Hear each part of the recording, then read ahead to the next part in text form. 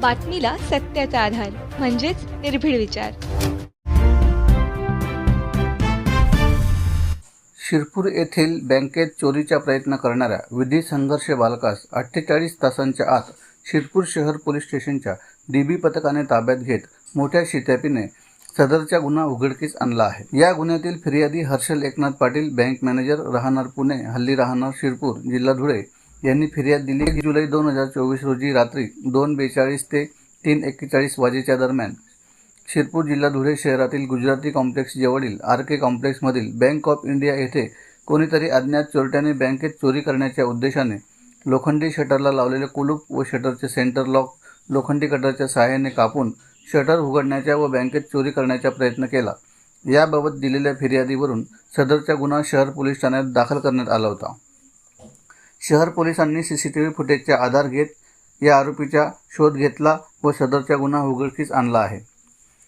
सदरच्या आरोपीस पोलिसांनी विचारपूस केली असता चोरीचे कारण त्याने आपणास मोटरसायकल घ्यायची होती, मात्र पैसे नव्हते. ती हौस पूर्ण करण्यासाठी आपण गुन्हा केला असल्याची कबुली या बालकाने दिली आहे.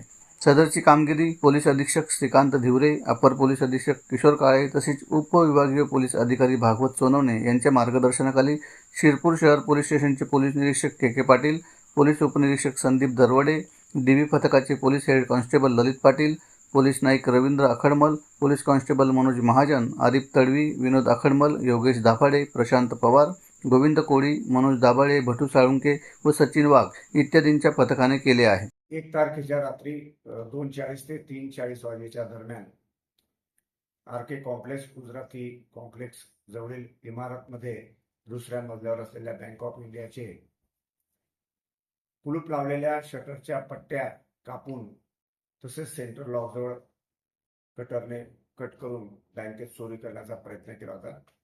सदरची चोरी पारधीपुरा येथे राहणाऱ्या एका विधी संघर्षित बालकाने केल्याचे निष्पन्न झालेले आहे.